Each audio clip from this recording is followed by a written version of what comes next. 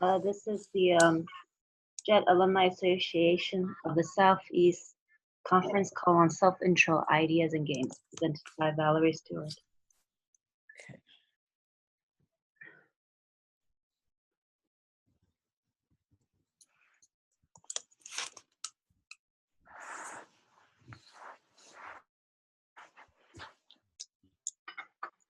So how is everyone doing? Doing pretty well. Yourself? Good. So sometimes there's an option where, oh, sorry, let me start. Okay. So you can see me. So I'm just going to start and you can listen along. Hopefully people can join in, and then at the end, if there's any questions, we can go over those. So what we're going to talk about today, just some ideas for your self-introduction, ideas for warm-ups and time fillers, examples of vocabulary games, some worksheets, and then some resources that you can use. And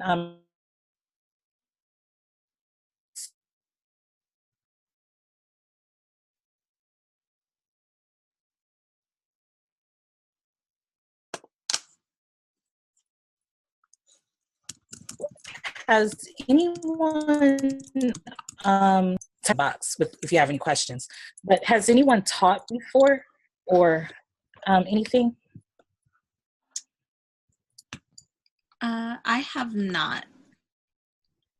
Okay. So they're saying they cannot see the presentation.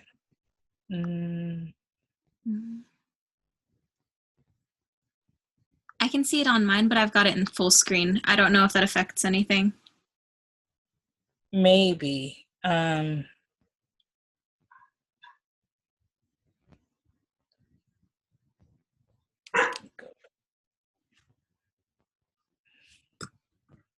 don't know. I don't know how to fix it.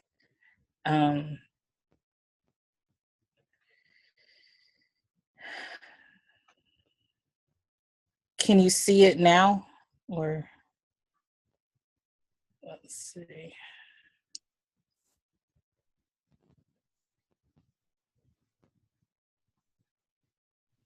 It's hard for me to see. Someone said when I have it in PowerPoint, they can see it instead of in presentation. So I'll take it out.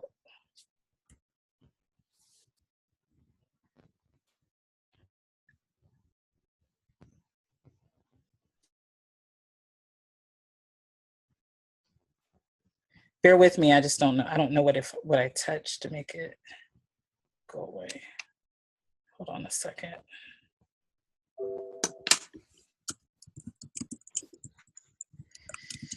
I just lost the whole thing.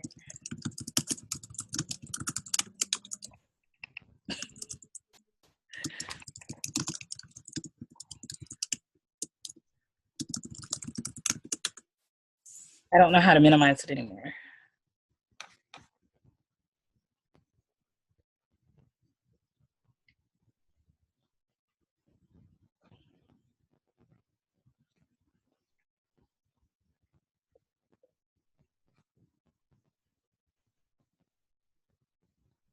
I'm not on my phone. I'm on my computer. And I don't know what happened to my presentation. Sorry. If this doesn't work, I'll just speak it, but there were some videos that I wanted to share. So I'm really sorry. Valerie, can you present your screen again? This? Right here?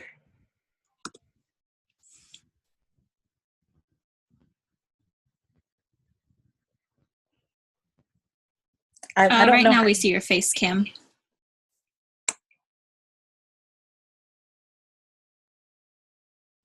I don't know what I just did. I'm sorry, everyone. Because when I go back in PowerPoint, I don't know what happened to it.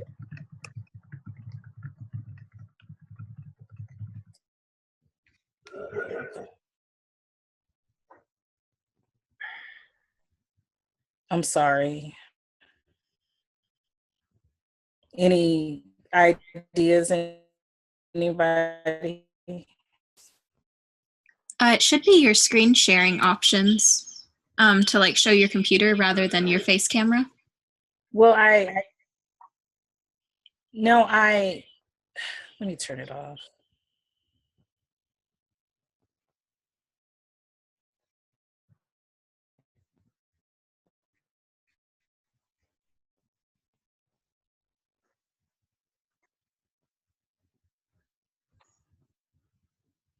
That's not feedback. Can you see it now? Yes, we can see it now. Okay, I'm sorry about that. Let me go for it. Okay, so in your self-introduction, sorry, now I'm all flustered.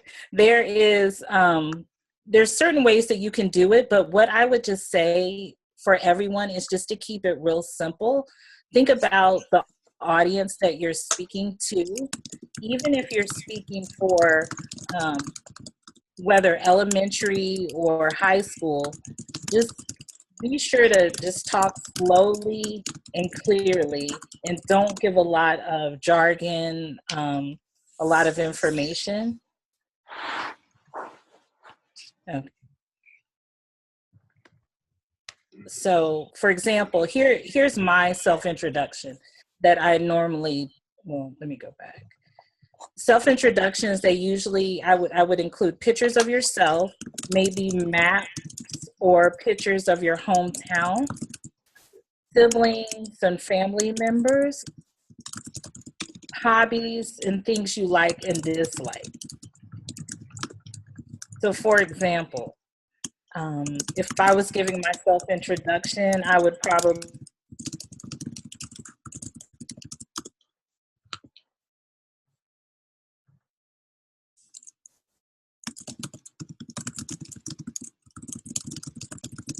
Valerie.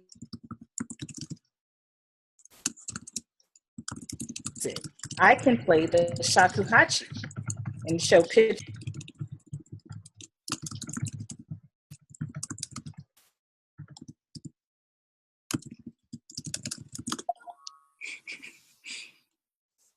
What? Something weird happened.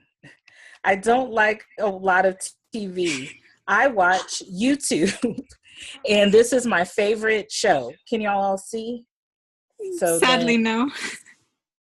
Huh? No one can Stop see screen anything? sharing. I'm sorry, I can't hear what you're saying. I'm sorry. I'm having Valerie, mic problems, but yeah, we Can can't anyone see it. see anything? Valerie, could you share your screen again? Hold on.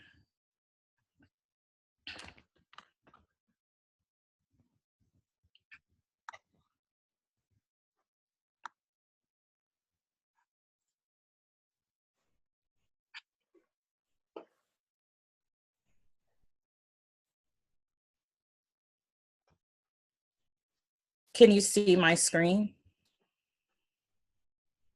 Because it's Yes. saying that I'm sharing.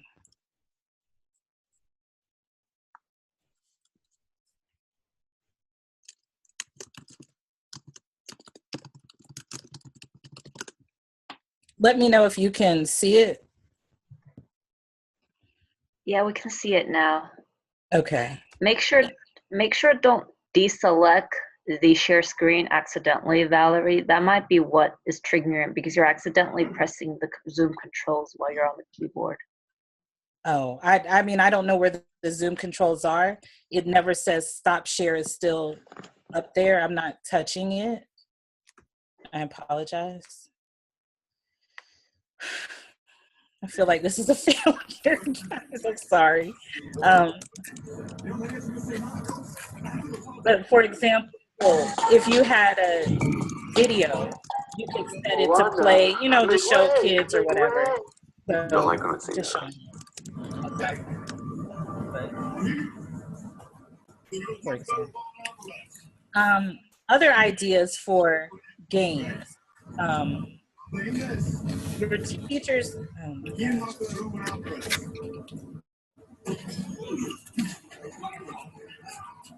Can anyone mute? I think someone has leave.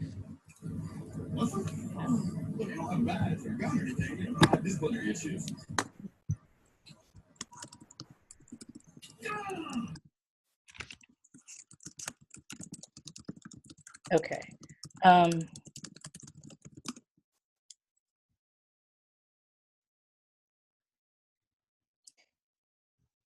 It's not me. It's someone else with background noise.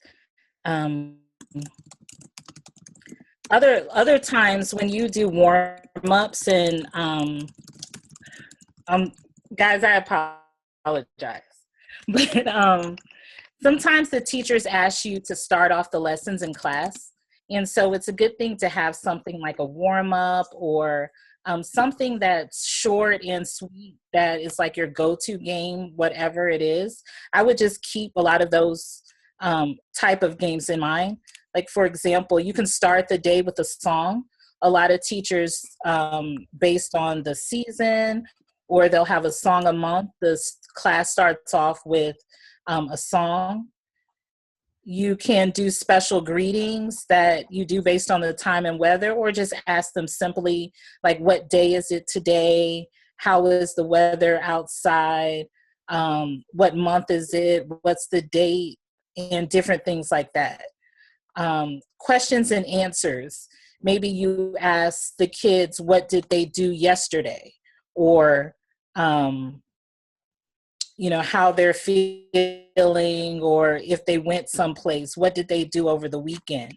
Those type of games, well, not games, but exercises are good warm-ups and time fillers. One good thing to do is always have maybe a bean bag or some sort of small stuffed animal toy, a dice, or something that maybe you can throw around the classroom so that you can, when you throw it to a student, then they're the ones that answer. Maybe a good warm-up that we used to do was time word searches. You could fill it with the vocabulary that you have been learning, something seasonal or just words in general that they know. Time it. We wouldn't go over maybe a minute and a half or 2 minutes.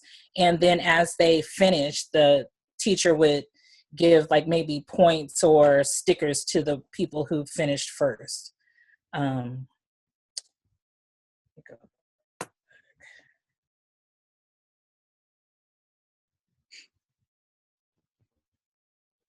here's an example. I just want to show a quick video of one that I always did.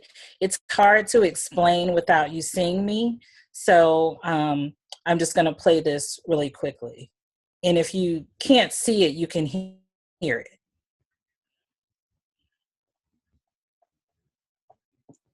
It's coming up.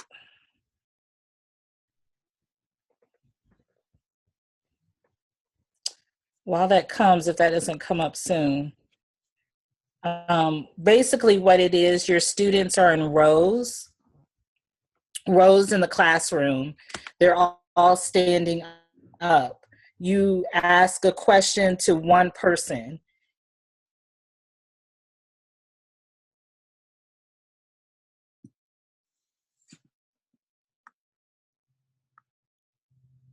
I think I got kicked off.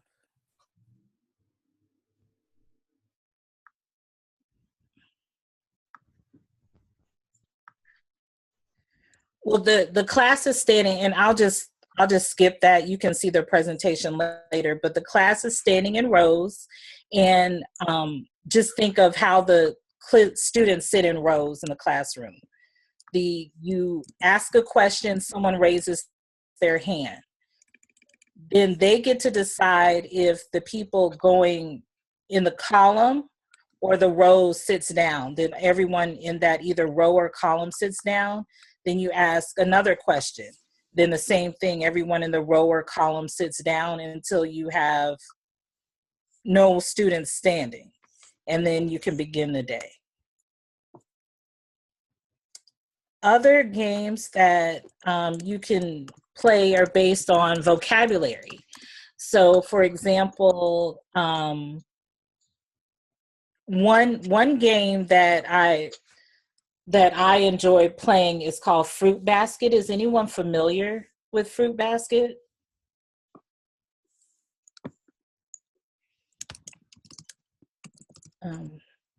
Does anyone know that game? Okay, so I used Fruit Basket for everything. So whether I was teaching holidays, days of the weeks, months, fruits, colors, just anything, you can use Fruit Basket. And what you do is all the students the kids know the game. So when you tell them you're playing Fruit Basket, they'll get excited. But at the lower level, it's just words. So the students sit in a chair, one person is in the middle, you start with yourself, and this is just reinforcing the vocabulary that you've already taught. So if it's days of the week, a few students are Sunday, a few students are Monday, a few students are Tuesday, and so forth. And then in the middle, you would call two or three of those days of the week. And all those students with that name would switch chairs. There would be one less chair, and that person in the middle has to do the same thing. But as they get older, you can do it in full sentences. So it's not just single words, but it's like switch chairs if you have on blue socks, and everyone with blue socks will switch. Or switch chairs if you're wearing glasses. Or switch chairs if you have a brother, and everyone would do so the switch chairs. So all the students would get a chance. You try to play it where all the students get a chance. And let's see if this one will play. Well, I guess not. That's crazy. But anyway, other games that you can play that reinforce vocabulary is Karuta.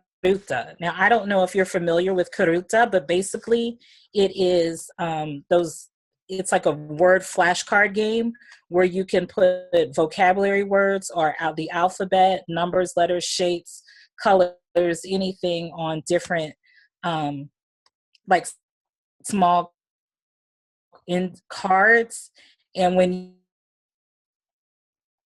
it down wins it. So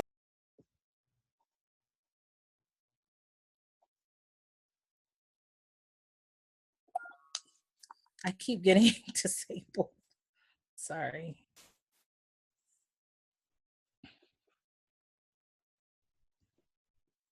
With the game 7-Up, where like heads up 7-Up, where it's still reinforcing the vocabulary. The students, 7 students are it. So those 7 students may be the days of the week, they may be colors, they may be numbers, animals, and the students have to guess who is the one that tapped them on the shoulder or hit their thumb. And so that's a game that the kids enjoy playing. You can do a spelling bee.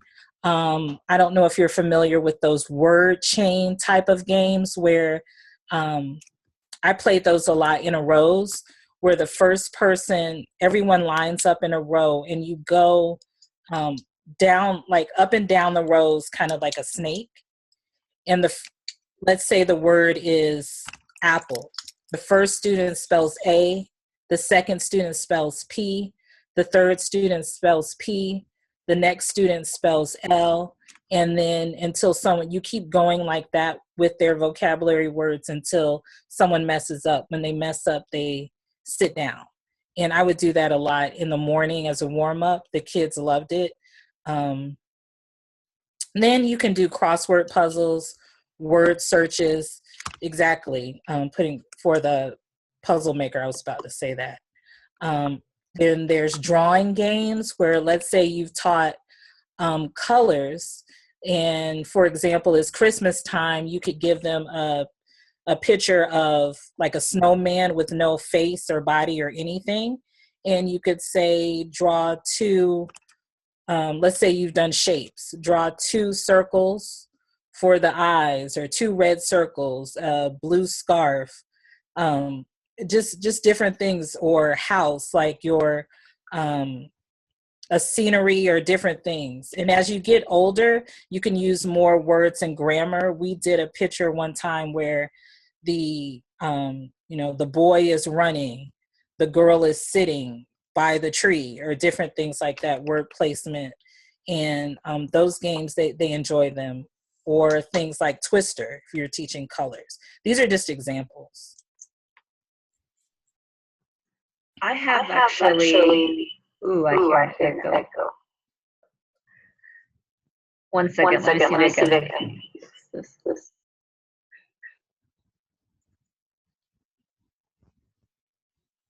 Hello?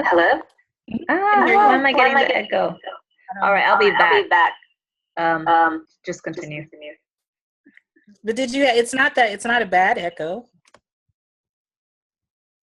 Well, one thing I was saying is that I was playing a game with the students where there would be like a pronunciation tree. Does anyone know when you're doing like a math factorization, right? And there's a tree where you break down the factors for a number. Mm-hmm. So Japanese, they have problems with certain pronunciation. For example, like 17 or 7D, right? They actually have a really, really difficult time differentiating between the two. And when I'm feeling kind of lazy, I'll create one where it's kind of like the factorization tree, where there's, they need to pick which one of 2 words that I was pronouncing. And then at the very end, they arrive at, it's like these final choices, 1, 2, 3, 4, 5, 6, 7, 8, 9. And if they're on the right number, then they get a prize. So that's a really, really easy game just to kind of start the class off for warm up. If you're, possibly doing numbers, then it's also a great warm up exercise. Does anyone have an idea of what I'm talking about? I do. Sometimes I've seen it done where, like, at the bottom, instead of numbers, it may have been a country or city. And if you're in the right country, then you heard it correctly. Right. So I have a bunch of worksheets at home. So if anyone doesn't know what I'm talking about and is more interested, I could send a copy of that later. And I'm sorry about the difficulty in the beginning. I skipped a whole section of my self-introduction. One thing that I did, so after being in the school a few years and doing the same, a couple of years doing the same self-introduction, I transferred to a high school. It's a long story. But when I went to the high school, I thought some of the kids may know, like they would remember me from when they were in middle school. But what I did, instead of saying my name is Valerie and everything, I didn't tell them anything about me. I asked them questions and had them guess. So I was like, what is my name? And then they guessed, and then, where am I from? And they were in groups and they were able to give like answers, right or wrong. And, we would tell them the answers as it went through. And then the groups, I just asked different things. Who's my favorite singer? What's my favorite food? How many brothers do I have? And I would ask them questions. And that, to me, that was actually the most, that went over the best, because the students had to try to figure out. I know it was crazy, but they were very engaged and they remembered all those things about me. And if they wanted, like, for example, I had on a skirt. I thought it was blue, but they were like, they could ask me questions to get more hints. So when I said, what is my favorite color? They could ask questions. So someone said, are you wearing that color? And of course, I thought I had on a blue skirt. And I said, no. And, they swore me up and down that it was actually purple, because it's my favorite color. And I remember they actually showed me a book that there are many shades of purple, and I was wearing purple. But anyway, that I enjoyed playing that game. And on a lower level, like a lower who couldn't ask me questions, their English level wasn't great enough to ask me questions, I kind of did a fill in the blank or ABCD, like what's my name. And I like that better than just talking about myself. It was fun. It was more fun for me. Another and this is just simple. There's so many different worksheets and different things that you can do. But here is one, like the premise of it, I couldn't find an actual one, so I just made one. On the premise of bingo, you can fill in the blocks with anything, the spaces with anything, let the middle be free space.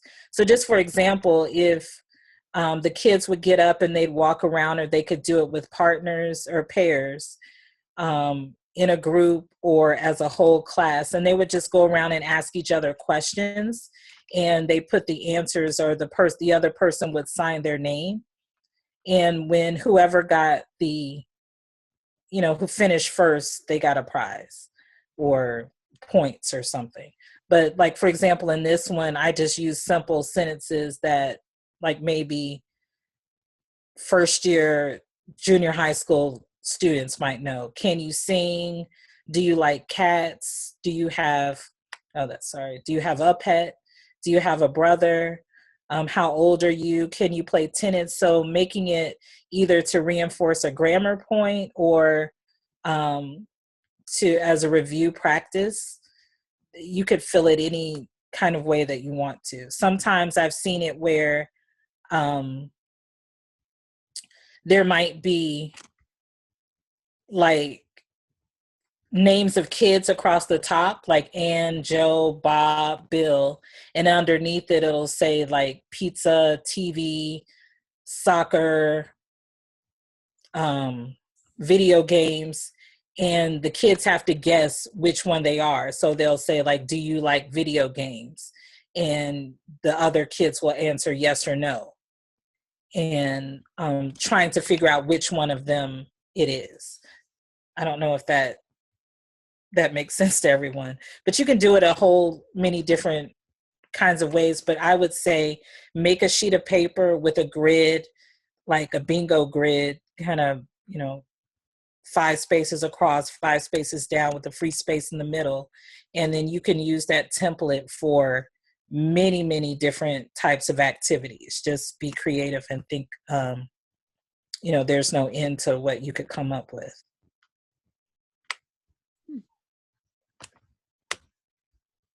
And then there's certain resources that are pretty good.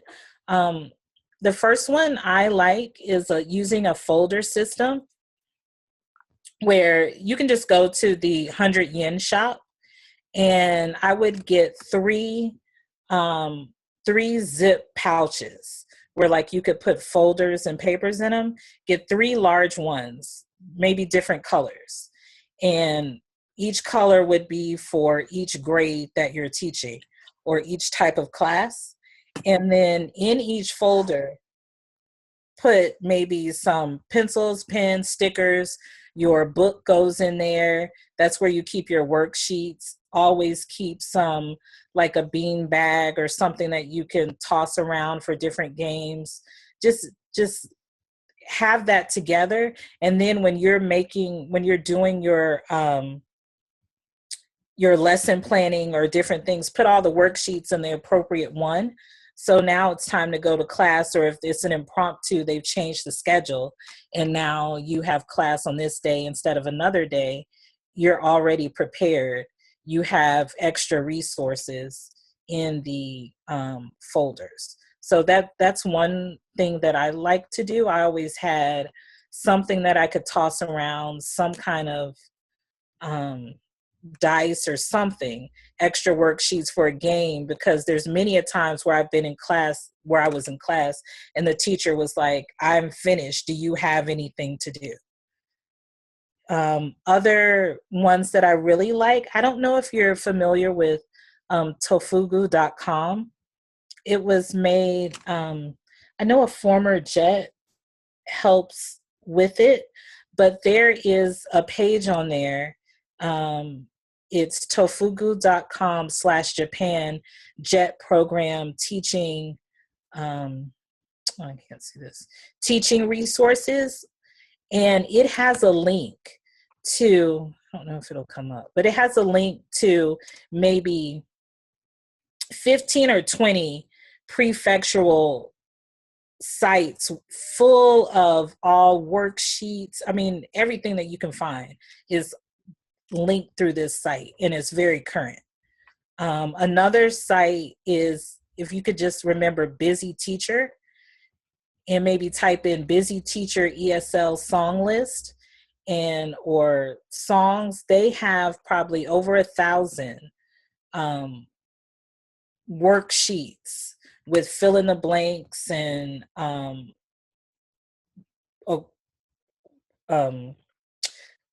separated by grade level and grammar points for songs. So whatever you want to use, if you'd like to do a review and have a song listed, then that site has worksheets already made. You don't even have to think about it, but it's worth going to find. And then that site also has a lot of other resources, such as flashcards and different teaching aids.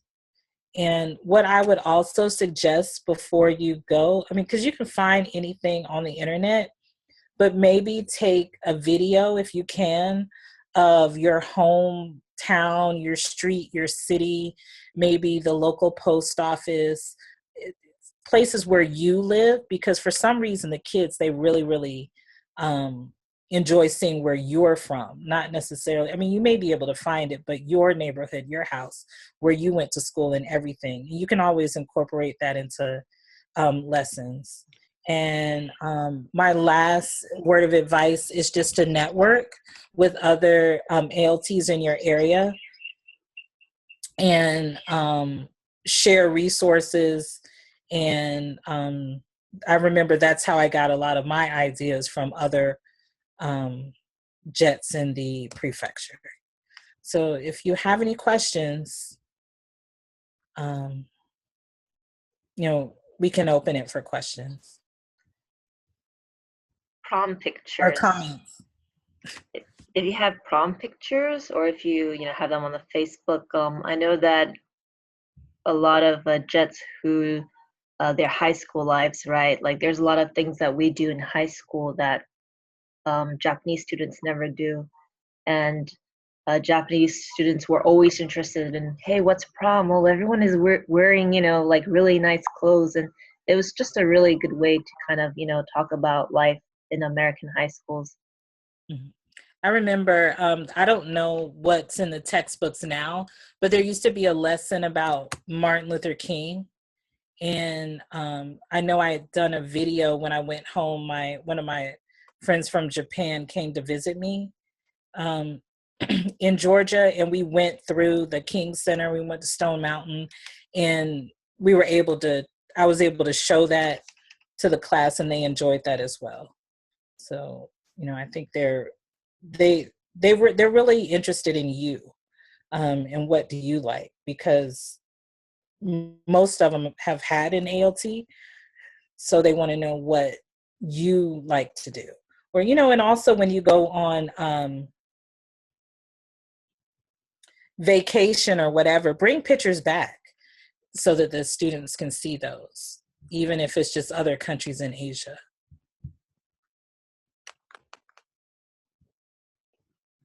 Any other questions or anything?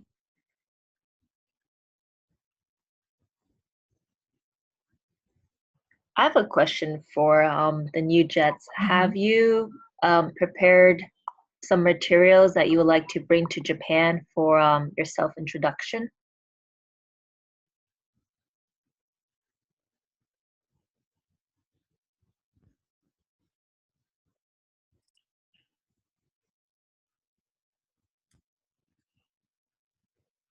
Yeah. All right. So Photos are good. Mine, it depended. It depended because sometimes that was the lesson. Like in a lot of my classes, that was the first lesson was Valerie's self-introduction. And the teachers, they didn't have anything else planned. Yeah, and they're totally okay with it if you take up an entire lesson for your self-introduction. Mm-hmm. And trust me, usually it will take up an entire lesson, so you don't need to worry about length. And English clubs, we didn't have English clubs in my schools, but the same thing that you could do more, like more specialized units and teaching in the English clubs from what I've learned. We did have English elective classes, and so we did, really specialized things such as like holidays, and then we actually cooked the food. So just whatever you do, it seems like you can go into more depth in the English class or elective classes or English clubs. You can even watch, movies, English movies, and that could kind of be like a kind of a movie club at times. I know I did that with my English club. For Thanksgiving, I believe that we borrowed the high school kitchen because I taught at a high school, and we made pumpkin pie using kabocha, which is the Japanese pumpkin. Um, Lots of different things you can do with English clubs. One interesting thing I did, I had a lot of TV commercials, and I found just a picture. I had some fake money, a whole bunch of fake $1 bills I cut out, and they were in a group, and they bid on, they were doing like, how much is this, their lesson. So then we played the commercials and had them buy the items. Like, how much did they think that this cereal was? How much did they think this toy was? The McDonald's Big Mac meal, how much did they think it was? And that was fun for them. And they had real like play money to bid on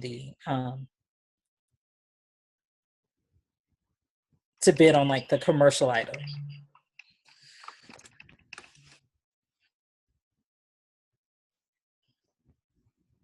But there's so much you can do, and it's so much easier with the with the internet. Everything you can find is there. Yeah. One thing I did in my self-introduction was I did bring a map of Georgia, and I didn't have, I just put some of the famous places, like, for example, the Georgia Aquarium, and I put that on the map, and I just talked about these famous places in Georgia. But thank you, everyone, for attending. I will have presentations, Valerie's presentations, and you guys could download them from our website, and we'll see about the recording. But thank you, everyone, for attending. Yes, it is. Do check the email for the rest of the presentations. If you have any questions, just email jetaase@yahoo.com. Yeah, I think tomorrow is banking and finance. Right. Correct. You're welcome, and have a nice day, everyone. Thank you.